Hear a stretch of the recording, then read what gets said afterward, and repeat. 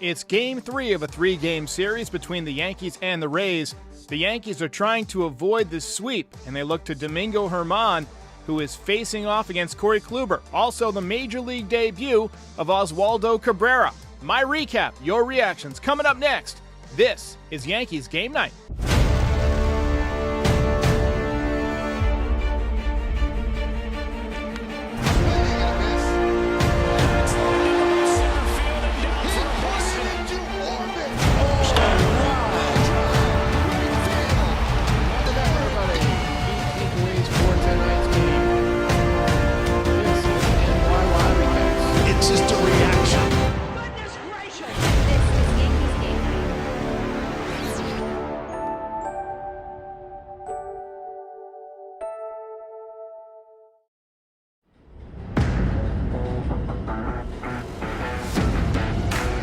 All right. Wow. Just wow.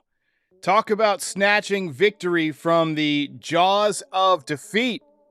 What a night for the Yankees.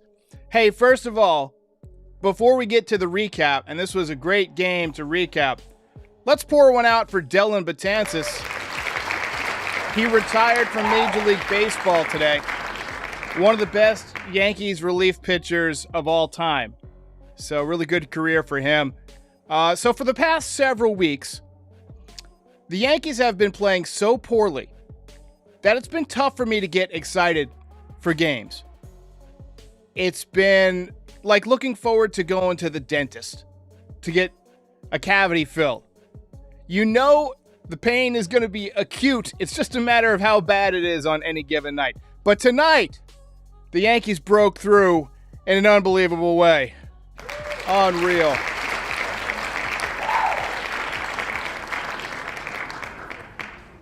Yankees heeded the calls of the fan base, and they brought back not only Ron Marinaccio, who did a great job tonight, also from Toms River, New Jersey, not sure if you've heard that, but also Estevan Florial, who made a nice catch, and utility prospect Oswaldo Cabrera, who made his Major League debut. Both were in the lineup tonight. Florial in center field, Oswaldo Cabrera at third base. And the word from Aaron Boone is that these guys are going to be in the lineup a lot. That they're going to be getting a ton of playing time over the next several weeks. So, good on them. They've earned it. Domingo Germán was on the mound tonight. He was electric in the first inning. 2 strikeouts, lots of energy early. Oswaldo Cabrera flied out to right field in his first at-bat, but he just missed it. Ton of backspin on the ball. Both David Cohn and Paul O'Neill in the booth were just like, man, he just missed that. You could tell. He hit a mile high. Top 3, Domingo Germán ran into a little bit of trouble. Rays got on the board 1-0. Bottom 3, Benny Two Bags, as I like to call him, picked up another double. I love that doubles are back on the menu. Top 5. This hat is itchy, by the way. Top 5, more trouble for Domingo Germán. Rays got 2 more on a double by Diaz. Domingo was done after 4 2/3. Final line, 5 hits, 3 runs, 1 walk, 6 strikeouts. Overall, I thought he was okay. Just too many pitches over the middle of the plate. Curveball was really working. Corey Kluber, ex-Yankee, was really dealing early. He had 6 strikeouts in a row over the 4th and 5th innings. Rays got another run on a home run by Harold Ramirez in the 6th inning. That made it 4-0. And at that point, I started feeling like there's no way the Yankees are going to come back. I think I tweeted, I wouldn't be surprised if they didn't score 5 runs the rest of the year at that point. Bottom 6, Yankees finally break through. Opposite field bloop double from Aaron Judge. And a 2-run home run from Gleyber Torres to cut the lead to 4-2. 17th home run of the season for Gleyber Torres. First home run in his last 18 games. Hour-long rain delay in the top of the 7th. But when it ended, it was all about the young guys. Ron Marinaccio picked up a strikeout on a nasty changeup. And then Estevan Florial made a great running catch. A shoestring grab that saved a run. No way Hicks catches that ball. Very nice outing by Ron Marinaccio, by the way.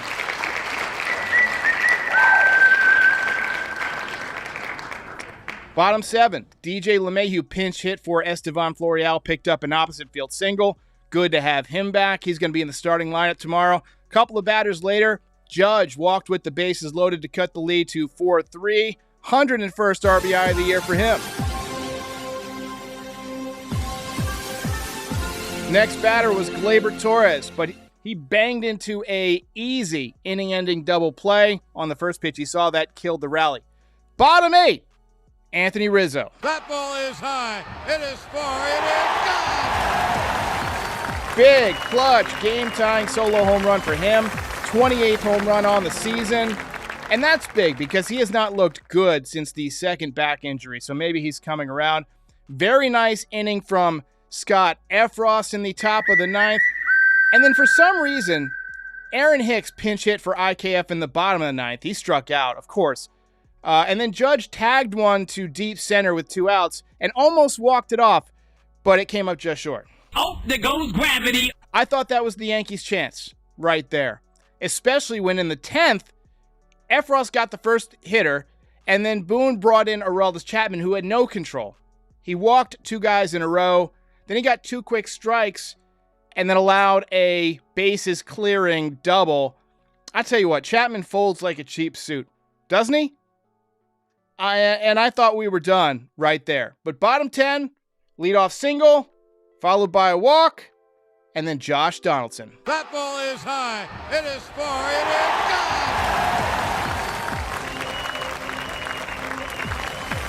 gone. Unbelievable moment. Ball game over. Yankees win.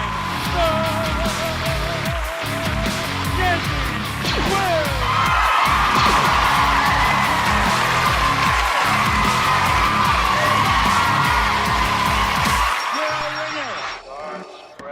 All right, so it's a walk-off grand slam for Josh Donaldson. What a swing from him. Great bat flip from him. Crowd went nuts who was left in the stadium.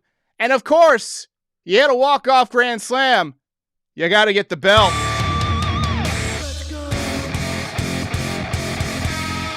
Belt winner. Oh, man. So I'm seeing a lot in the comments about Aroldis Chapman. Lou Rom saying that Chapman is completely unpredictable.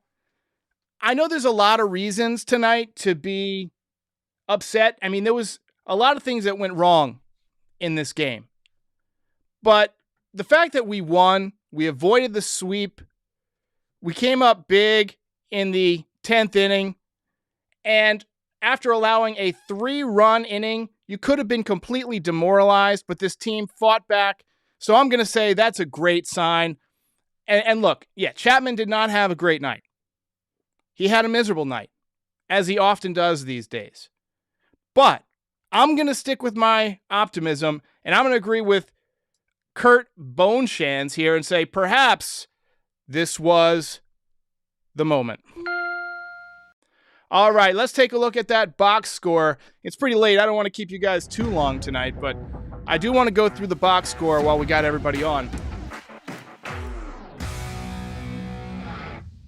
All right, so Andrew Benintendi, 1 for 4 tonight. He's still hitting over 300. He's fallen 16 points since he came to the Yankees. They said on the broadcast tonight the league average OPS was, I believe, 709. So I had been thinking that it was about 780, right? So I was thinking guys that were in the 750, 760 range were below average, but they're actually above average. So Benintendi, 768. Judge, 1 for 3 tonight. Couple of walks and an RBI on that bases loaded walk. 1.063 OPS. He's unbelievable. Gleyber Torres had 2 hits tonight. He led off the 10th with an opposite field single. Good piece of hitting by him. He's above league average in that OPS category. Rizzo, 1 for 4 with a big game-tying home run. Donaldson, 1 big hit, but 4 big runs. That's one of the moments of the year. I was thinking about when that ball went out of the ballpark, the Jason Giambi home run against the Twins. Some of you probably don't remember this, but Jason Giambi signed with the Yankees in 2002. And it was an enormous contract. I believe it was 7 years, $120 million, roughly. And he got off to a slow start, as a lot of Yankees do. But then one night against the Twins, it was a long, rain-delayed game like this one. The rain was coming down. It was 1:30 in the morning. And the Yankees had the bases loaded for Jason Giambi, and he hit one in the bleachers. And it was one of the most dramatic home runs you'll ever see. You can look it up on YouTube. Just type in Jason Giambi Grand Slam versus Twins, and you'll find it. It's been on Yes a bunch of times. For some of the newer fans, it's a great moment. And this kind of reminded me of that. The rain, the bringer of rain, ending a losing streak, avoiding a sweep on the night that you got some fresh energy in the stadium. You just had that one little bit of extra energy surge at the end. Gotta love it. Cabrera 0 for 4 with a couple of strikeouts, but watching him, a couple of things came to mind. He's got a very level swing. He's got a very quick swing. He doesn't have the eye of some of the, more seasoned players. I saw him swing at some pitches off the plate, but he's got quick hands. He swings the bat well from both sides of the plate. Very balanced. So, I'm optimistic. Apparently, he's a much better left-handed hitter, which works out well in Yankee Stadium. Trevino should not go overlooked tonight. 3 hits for him. He's almost up to 270. Estevan Florial 0 for 2, but did make that great catch. LeMahieu with the pinch hit single. He should be in there tomorrow. He got pinch run for by Marwin Gonzalez. Isaiah Kiner-Falefa took the collar tonight, 0 for 3. And Aaron Hicks in his one at-bat struck out.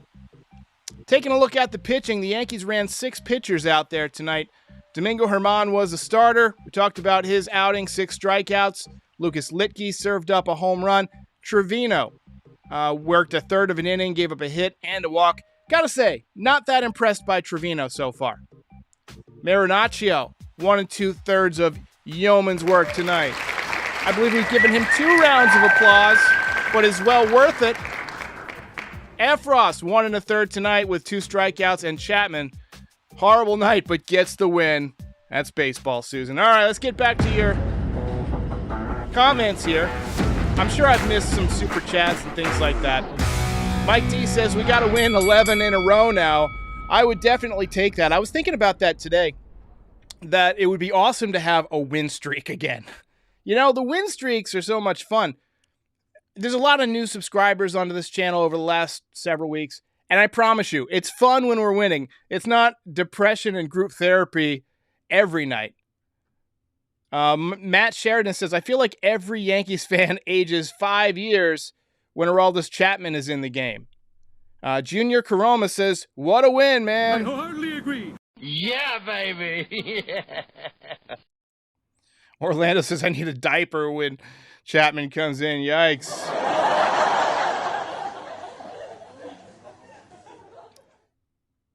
All right, let's see here.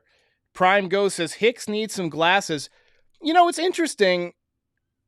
I've said this a lot of times on this channel. I don't know how often the Yankees get their, eyes checked and stuff like that, but I feel like sometimes some of these guys could definitely, go for a checkup, and it might help them. Spaghetti says, didn't you have a Grand Slam sound bit? Yeah, but it wasn't in the recap thing. Let me see if I can find it real quick. I think I do have one somewhere. I don't know. I'm sorry. Let me check one more time. Oh, here we go. It's on the track, on the wall. She's gone. It's a grand slam. There it is. I got so many buttons and so many sounds that I can't find them all sometimes. Eddie says, a big freaking win. Let's go. Mike D says he has 4 belts this year. Are you keeping track of Frankie's spreadsheet? All right, let's see here. Truth Always says, Judge has got to get going for that Maris record. Yeah, he's fallen off the pace a little bit. I think that he's still got a pretty good shot because he's going to see a lot of tired arms in September. But for a while there, it was looking like he wasn't far off of Barry Bonds' pace. But he's kind of fallen back off of that. Matt Sheridan says, Donaldson smash. And then Samantha T says the Yankees won despite Boone. Excellent. Hey, look, I'll take a win however it comes. I don't think I would have gone to Chapman there. Efros was pitching great. You know? Let Chapman start a fresh inning. And 25 pitches for Efros, I get it. It's a lot of pitches for a relief pitcher. But look, you're in a losing streak. You're in extra innings. Sometimes you have to go above and beyond the call of duty. You know? And I feel like this is one of those nights where I don't think Efros would have minded if you asked him to throw 35 pitches instead of 25. La Parita says, love Cabrera's swing. I wholeheartedly agree. I think it's fantastic. Ronnie says, keep Benny near the top of the lineup. And I agree. I agree with you, Ronnie. I'm loving the doubles. I'm loving that he can pick up 2 bags. A lot of Yankees are just single, walk, or home run. You know, a lot of times the Yankees players don't have speed because they have a lot of big, strong dudes. You know, or they get players that are a bit older. So you don't see a lot of doubles. Occasionally ground rule doubles and stuff like that, but, you know, he's a guy who'll rip one down the line, lace one in the gap. That's one of the things I miss about Matt Carpenter, how many balls he would hit down the line. I really hope we get to see him, you know, at some point in the playoffs.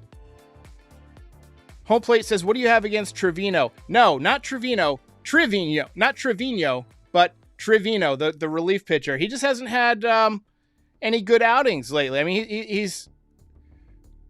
Every time I see him, he's got guys on base and he's struggling. You know, I'm just not that impressed.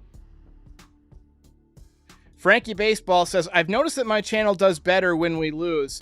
How do I feel about that? I've noticed the same thing as a content creator for the Yankees. And look, content creation in general, you learn quick that negative things draw more of an audience, right? That's why you see these clickbait headlines from a lot of people. You know, news articles that are clickbaity. I don't like to clickbait, and I'll tell you why. I hate false advertising. All right? I've got a subscription to this place called the Alamo Drafthouse, and it was advertised as unlimited movies. Okay, so I'm thinking, hell yeah, I'll go watch 5 movies in a day when I got the whole day off and whatever. But after I signed up, I saw the fine print that said limit 1 movie per day. And to me, that was false advertising. Now I can't go see a double feature. You know, this place is like 30 or 40 minutes away from my house. So I thought it would be fun to like have a season pass and go see a double feature. Now I can still go to 1 per day, which is nice, but it's really not unlimited.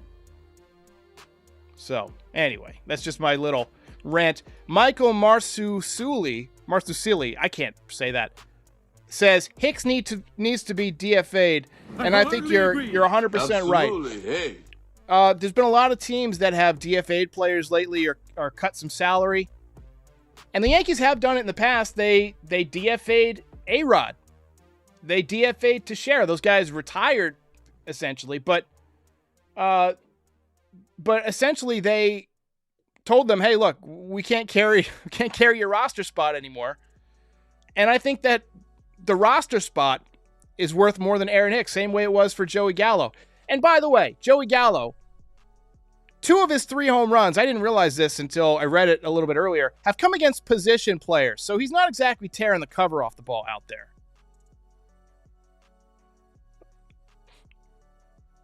Corey Mateo says, I commented this on another video, but I think when Sevy comes back, he needs to become our closer. The most cold-blooded dude in our whole pitching staff would be lights out. I love Severino out of the bullpen. I mean, he comes in and throws gas. He's aggressive. He throws strikes. He's fearless out there. And when you have him as a starter, and he's already gone way beyond in his innings, without even pitching in the last couple of months, what he's done over the past few years. So I'm wary of him starting. Now, originally, I didn't think he would be back in time to be stretched out to be part of a playoff roster, but everything that I'm reading now suggests he will. He'll have a chance to make 5 or 6 starts, and so you can get him stretched out. But I do think he could be an X factor out of the bullpen if he doesn't end up starting. I'll tell you what, I'm looking forward to seeing Frankie Montas. I keep screwing it up because I say Montas, but then I remember halfway through that it's Montas. WNBC. I'm excited to see him in pinstripes this week. Samantha says, has Boone been watching the same Chapman we have been watching all year? Why do we know that he's not good under pressure, but his manager doesn't? Very valid point.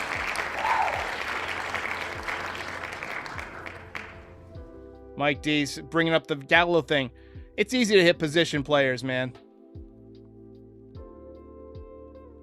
Thrifto says, fire Cashman. This guy wants to fire Cashman after a walk-off grand slam. I love Yankees fans. Never change. And then Greg Hughes says, Boone is still Stump Merrill quality. So for those of you who don't know Stump Merrill, he was the manager of the Yankees during the early 90s. He was on that 100-loss team. Spaghetti says, so, without spoilers, did you enjoy the Better Call Saul ending? I thought it was phenomenal. I love great artwork in TV. I think Breaking Bad was a combination of just a great show and a very artful show, very cinematic. And if you're watching Better Call Saul, you're watching through, there's a guy who does companion recaps. His name is Pete Peppers, and he's on YouTube. And he breaks down every episode, and he's able to tie things together because he's got the footage from the entire season. So he can go to callbacks, and he'll show you all the little things you miss. So if you're a Better Call Saul fan like I am, it's a great channel to watch. Pete Peppers. Greg Hughes says, Benintendi is a table setter and should consistently be 1 or 2 going forward. You know, I agree with you. I like him in the leadoff spot. I do. If you got him in the leadoff spot, and then you got Aaron Judge number 2, and then Rizzo number 3, that's lefty, righty, lefty. Then when you get Stanton back, you got lefty, righty, lefty, righty in the number 4 spot. That's a really deadly top 4, if you ask me. Random Fan says, big confidence booster. Absolutely, hey. Matt Sheridan says, what year was that Giambi walk-off? It was 2002. I want to say May 19th, 2002. Again, just from memory. I've watched the replay so many times. But Not So Family Fun Vision says, I see people complaining, and I'm like, did we just have a walk-off grand slam? Track on the wall. She's gone. It's a grand slam. AK12 says, do you want the Yankees to sign Jacob deGrom if he opts out? I'm all for that, taking that risk. Look, I like Jacob deGrom as a pitcher. He's as good as they come, but his health worries me. And I know that Yankees fans would start booing him and start treating him poorly if he had a series of injuries like he's had with the Mets. But it seems like every time he's in there, he dominates. If I were him, I would just stay with the Mets. Thrifto says, Yanks got the eye of the tiger back. Big win tonight. Big win. Josh Donaldson, the hero. The hero. And then we got a question from Aaron Ukar. Says, do you think we can bring Schmidt back up for long relief? I think Schmidt is definitely going to come back up soon. He's throwing the ball well. He's had a really good season. He can give you multiple innings. And honestly, I would let him start. You know, work him in there as a starter now and then. He's stretched out as a starter. He's pitching well. I want to see him get some legitimate starts. I mean, this guy was a first-round draft pick. Quit babying him. Take the training wheels off. James Millard says, can't wait for the reinforcements. Hope we win home field advantage. Yeah, that would be phenomenal. And then Bob Tremblay with the $5 dono. Appreciate that, Bob. Not So Family Fun Vision says, I don't see deGrom getting more than a 3-year contract. It's probably going to be somewhere in that range, you have to imagine. The injuries are just too concerning. But, again, when he's in there, he's as good as they come. All right, guys, we're going to call it a night. Great walk-off win for the Yankees. One more time. Game over. Yankees win. From John Sterling. Yankees win.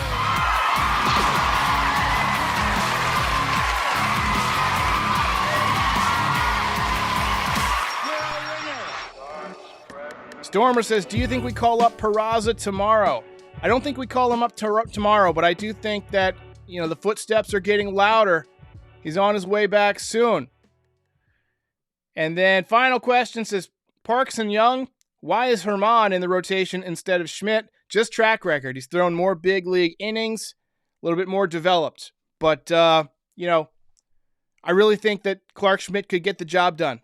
All right, guys, we'll see you tomorrow. Great win, back in the W column. Remember to subscribe on all your favorite podcast platforms. Hit the like and subscribe on this video. All that nonsense, all that good stuff, that social media stuff. Share it, all that. I'll see you next time.